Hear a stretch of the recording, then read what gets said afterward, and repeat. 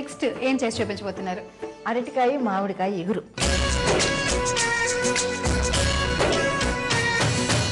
ఈ కాంబినేషన్ ఎవరికి తెలియదు కదా, నిజమే, ఇంతవరకు నేను వినలేదు అసలు. అందుకని ఈ కాంబినేషన్ లో ఇవాళ ఈ వంట మనం చేయబోతున్నాం. అవునా? సో మరి వీటికి ఏమేమి కావాలో చెప్తారా? నూనె, ఆవాలు, జీలకర్ర, పచ్చిమిరపకాయ ముక్కలు, ఉల్లిపాయ ముక్కలు, అరటికాయ ముక్కలు, అల్లం వెల్లుల్లి పేస్ట్, పసుపు, ఉప్పు, కారం, ధనియాల పొడి, మామిడికాయ ముక్కలు. సో మరి కావాల్సిన పదార్థాలు తెలుసుకున్నాం కదా బామ్మ. నెక్స్ట్ ఏం చేయాలి? నెక్స్ట్ ఏం చేయాలి? వంట చేయడమే. నువ్వు స్టవ్ వెలిగించి. వంట చేయాలి అంటే ఫస్ట్ స్టవ్ వెలిగించాలి.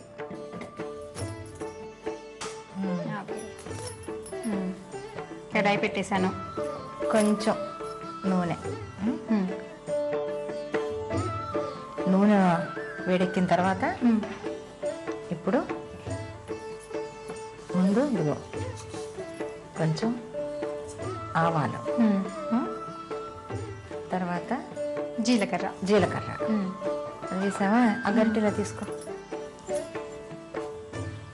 ఇది కొంచెం చిటపెట్టలాడే వరకు మనం వెయిట్ చేయాలి. ఇప్పుడు మనం ఇందులో ఉల్లిపాయ ముక్కలు కలుపు. తర్వాత పచ్చిమిరపకాయ ముక్కలు. ఇది కూడా కలపాలా? వేగాలి కదా మరి. ఓకే. అల్లం వెల్లుల్లి పేస్ట్ వేసుకున్నాం. ఓకే. కొంచెం పసుపు, అదేవిధంగా కొంచెం ధనియాల పొడి. అంటే ఇవన్నీ మామూలుగా మనం చూసి వేసుకుంటే బాగుంటుంది. ఇప్పుడు ఇందులో మనం ఈ ముక్కలు ఉన్నాయి కదా, అరటికాయ ముక్కలు. అరటికాయ ముక్కలు పచ్చివే కదా? పచ్చి కోసి పెట్టుకునే పచ్చి ముక్కలే. చెక్కు తీసేసి బాగా చిన్న ముక్కలుగా కట్ చేసుకొని నీళ్ళల్లో వేసి పెట్టుకోవాలి. ఎందుకంటే లేకపోతే నల్లగా వచ్చేస్తాయి. నీళ్ళల్లో వేసి పెట్టిన ముక్కలు ఇవన్నీ, అరటికాయలు ఇవన్నీ కూడా నీళ్ళల్లో, వంకాయలు నీళ్ళల్లో తరుక్కోవాలండి. ఓకే. ఏంటి అలా నైస్గా కలుపుతావు? కలపడం అంటే కొంచెం మనం అడుగు నుంచి అడుగు అంటకుండా ఇలా కలపాలి. నైస్గా ఉన్నావు కదా నువ్వు కూడా, ఇలా నైస్గా కలిపితే కూర నైస్గానే ఉంటుంది. ఇవి పచ్చి ముక్కలు కదా? మరి పచ్చి ముక్కలు వాడటానికి ఉడికిపోతాయి. చూస్తూ ఉండు నువ్వు. ఆ తర్వాత మనం ఇప్పుడు ఈ మామిడికాయ ముక్కలు కూడా వేసుకుందాం. కొంచెం వేగాయి కదా. ఓకే. పుల్లగా ఉంటుంది కాబట్టి పులుపు చూసుకొని మనం వేసుకోవాలి. కొన్ని కాయలు పుల్లగా ఉంటాయి, కొన్ని ఏమో కొంచెం తీగా ఉంటాయి. ఇది ఎలా ఉందో తిని చూడు. తీయగా ఉంది, కొంచెం పులుపు ఉంది, తీయగా ఉంది. అయితే మనం ఇంకా కొంచెం వేసుకుందాం. సరే, అవి కలిపి అది కూడా కలిపి కాలదలేదు పట్టుకు. ఇది ఉంది కదా. ఏంటో బామ్మ నాకు కలపడం అదే మరి ఇప్పుడే చెప్పాను కదా, నైస్గా ఉంటే వంటలు కూడా నైస్గా. ఆ పిజ్జాలు బర్గర్లు తినడం అలవాటు అయిపోయి మీకు. బామ్మ పిజ్జాలు బర్గర్లు తింటే డుంబుగా తయారవుతాయి. అదే మరి ఆ ఫాస్ట్ ఫుడ్లు అన్నీ మీకు అలవాటు అయిపోయి ఇప్పుడు ఇవన్నీ అంటే ఆ రుచి ఎప్పటికీ పోదు. అవును. సో మీకు బాగా నచ్చింది ఏంటి మీ బామ్మ చేసే వంటల్లో? తోటకూర కాడలతోటి పాలు పోసి వండేవారు మా బామ్మ. అది మాత్రం జ్ఞాపకం ఉంది నాకు. తోటకూర కాడలతో అందులో పాలు పోసి వండేవారు. ఇక తర్వాత ఇందులో కొంచెం కారం చూసుకొని, మళ్ళీ కారం ఎక్కువైపోతుంది అందుకని కారం వేసుకోవాలి. కొంచెం ఉప్పు చూసుకోమ్మా. ఉప్పు ఎక్కువ తినేవాళ్ళు ఉంటారు, కొంచెం తక్కువ తినేవాళ్ళు ఉంటారు కాబట్టి కలుపు. కొంచెం కరివేపాకు. ఓకేనా? ఇప్పుడు కరివేపాకు మనం తాలింపులో వేస్తాం కదా, ఇలాగా వేసుకోవచ్చు. ఇలా వేసుకుంటే కొంచెం వాసన బాగుంటుంది.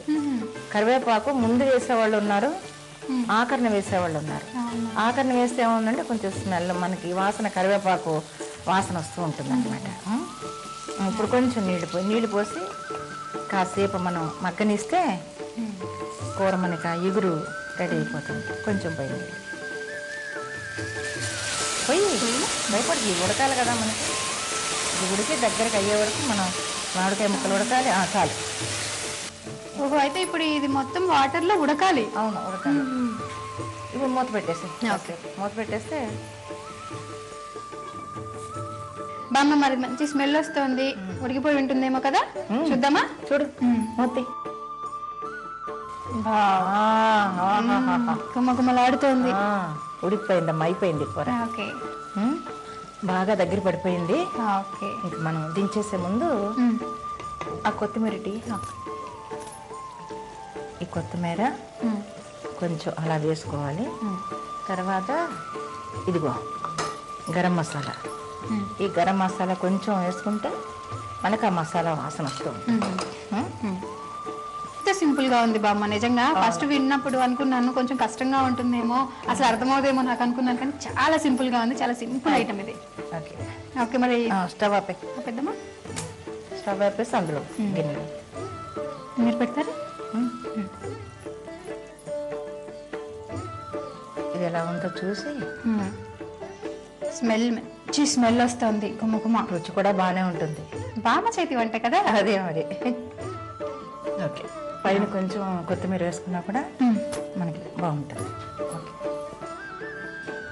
అంతే. సో మరి ఇది రెడీ అయిపోయింది.